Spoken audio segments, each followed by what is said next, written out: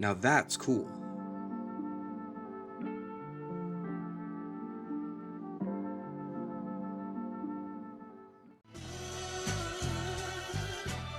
Hello, you dirty potters. How are you today? In today's episode, I'm going to teach you how to do Mocha diffusion. Beautiful. Ooh, look at that. You like that? I bet you do. What is Mocha diffusion, Dante? Well, I'm glad you asked, beautiful subscriber who's already clicked the like button. Mocha diffusion is just a pottery decoration technique that creates veins, patterns, or tiny little trees whenever you drop two different viscosities interacting with each other.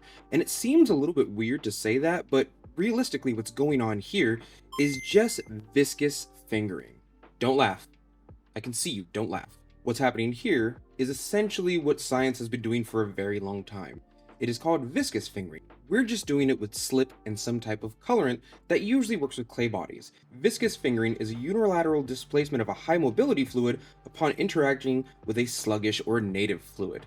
That being something like our slip here, which is relatively high viscosity in comparison to something like water, and then mixing it with something that is relatively low viscosity, just like this. When these two viscosities of a value of x and y interact with each other, they spread apart a little bit, and it's really easy to see them interact. Check this out. This is milk added with a little bit of soap as a surfactant and manganese dioxide as a colorant. You can use anything you want. You can use red iron oxide, you can use a mason stain, you can even technically take a glaze because a glaze is just minerals floating in water. And since this technique works with water as well, you can technically use just a regular glaze and water it down. You actually don't even need a pot to do this. You can take one of your pottery tools, dip it in some nice thick slip, mix around your stuff, you can use anything you want, drop it directly on there with a little bit of colorant, and you will get nice, beautiful, viscous fingering every single time. Drop another dot on there. Oh yeah.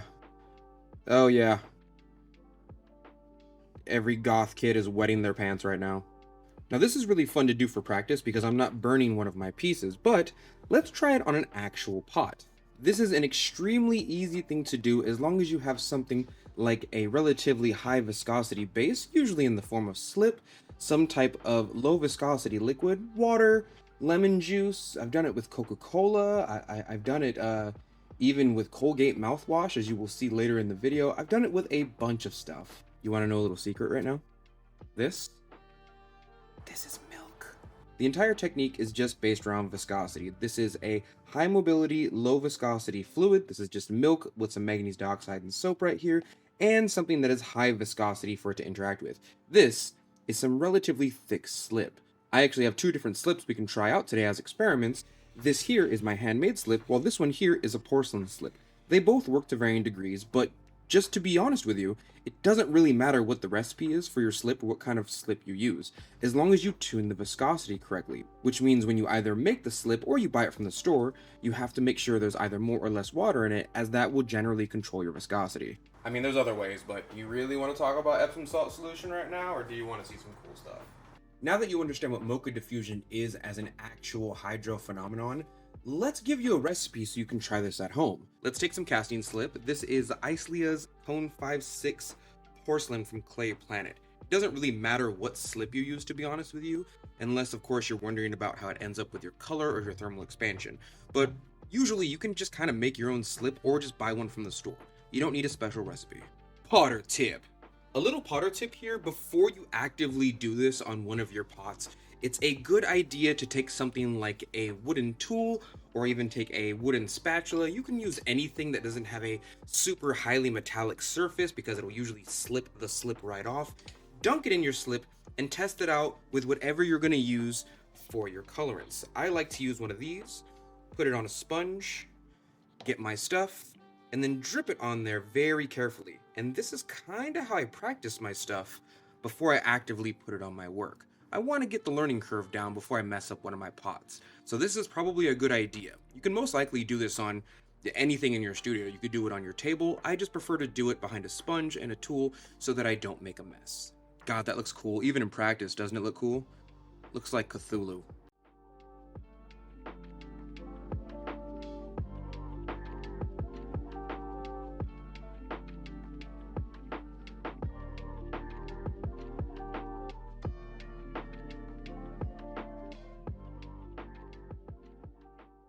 Before we put the color sauce together, keep in mind that you can essentially do this with almost anything that has very low viscosity in comparison to what we're using, which is slip, which is almost anything. I have a couple clips of me using mouthwash. I've used lemon juice. I used Sprite one time. The one that you just saw me doing on video right now was milk, which is pH neutral. Lots of people like to say it's about acidity, but it's definitely not. It is just a viscous fingering reaction. It's a hydro phenomenon, and that's truly all it is. It has nothing to do with the contents of the liquid you're using. It has everything to do with the value of the viscosity in comparison to whatever you're putting it on. And because of that, we're going to use water this time because I don't want to waste all my milk. And as we've seen, we don't really need the other stuff. So let's do about 40 grams or 40 milliliters worth of pure water. Now let's use about 8 grams worth of manganese dioxide. 7.87? That's close enough. Put it in with the water. Stir it around a little bit. Little suspension there. A little Potter tip here, do not use a brush that you care about. This brush has been beaten to the end of its life. Do not use a nice fancy brush, especially when you're experimenting with this. Take one of the unloved brushes from the back. As long as you make sure they have a nice little tip right here, you should be okay. Now we're going to take a couple drops of our surfactant, aka our soap. Let's add in about 3 little drops. 1, 2, 3. Oh, that might have been 4. That's okay.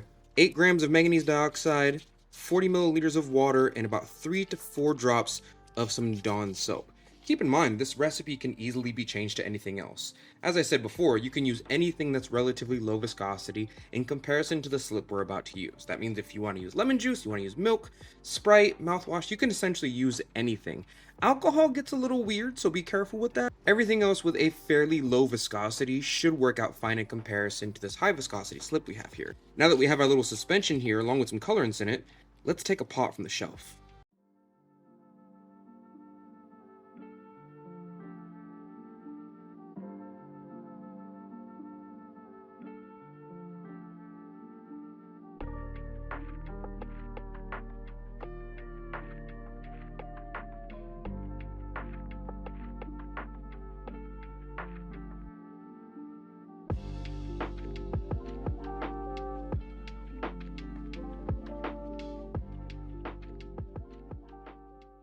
A major Potter tip is that you have to do this while the slip is relatively wet. By this time, the slip is essentially dried up. This was a greenware piece and it was leather hard at that. At this point, all the water has soaked into the clay body, and because of it, all the moisture is gone. I don't really have a viscosity at the moment. This is just solid clay on top of solid clay now. And because of that, if I try it while it's dry or I wait too long, nothing happens. It doesn't do anything. It's just gonna stay there. It doesn't do anything. You have to do it while the slip technically still has a lot of moisture content in it. Because of that, it's really not best to use a bone dry pot, nor is it to use a bisque pot. Let's take a bisque pot right here and do it in some different slip, just to show you what I mean. This here is an even thicker form of slip that I made myself. I have my own slip recipes. This has a much higher viscosity than the previous porcelain slip that I bought from the store. This is a bisque pot. If I dunk this in here, all the water is immediately going to get soaked up into the bisque body, and I'm not going to have a lot of time to do this. Might look good for a second. Okay, it actually looks really good. But you see, there will come a point where all the moisture gets soaked up and it stops making these type of beautiful branches that most people like. It doesn't do anything now. You really need a nice, wet, viscous thing to dip in. Otherwise, you'll go from this, which is what everybody wants, to this. Because of that, I do not suggest using a bone dry pot, nor do I suggest using a bisque pot, as these two things soak up the water content far too quickly. What I do suggest though is using something like a leather medium or a leather hard pot. This is greenware, but you can tell just by the coloration, it still has plenty of water in it. This is also porcelain. So if I dip this inside of my slip right here,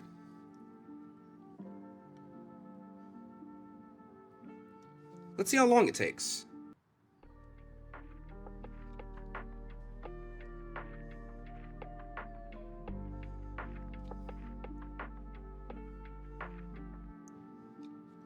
The other pot would have dried up already. Change hands. Look how much longer I have. I'm still going. And you can still see the shiny fluid on the pot as well.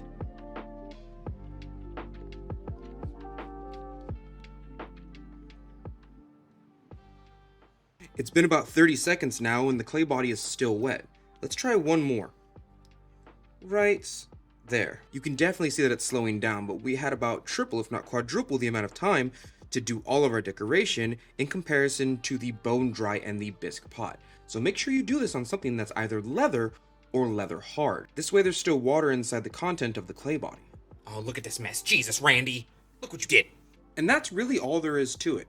Keep in mind that you can very easily use almost any recipe you want for this, but you do not have to use a specific content of viscosity. You just need to make sure you put something that's relatively low viscosity with a surfactant inside of it, usually a couple drops of soap and a little brush will do it, on top of something that is relatively higher in viscosity. For us, that's going to be slip because that's what we do and that's who we are as clay people.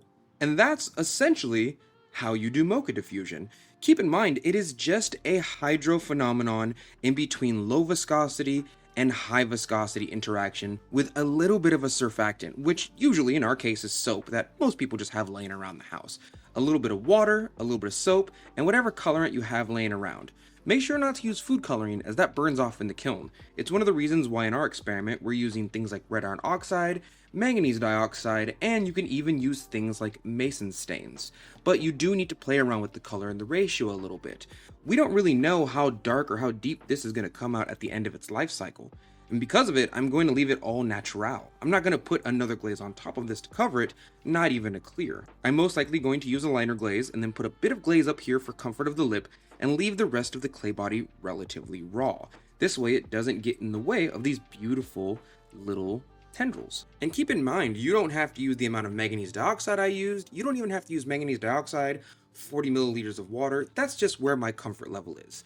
You can use tons of different liquids and you can also use tons of different recipes as long as they have relatively low viscosity in comparison to the slip that you're putting it on. You should be okay. Before I did it with this, I found tons of videos on YouTube that were doing it with soap as a children's experiment. I will leave some links down below to those as well, just so you can see viscous fingering in action without any pottery included, because this has been a thing for quite some time. The pottery world just kind of co-opted it and is now using it as decoration, and I think that's awesome. Well, thank you, Dirty Potters, for joining me today. Hopefully you enjoy Mocha diffusion as well. It takes some really basic ingredients, water, soap, and some kind of colorant. The hardest part is maybe making your own or buying a big bucket of casting slip or just regular slip for yourself and keeping it somewhere in the studio so that you can do this with any type of slip you want. Remember to hit all those YouTube buttons on the way out. Good luck on your next project, and I will see you, Dirty Potters, next week. Thank you for your patronage.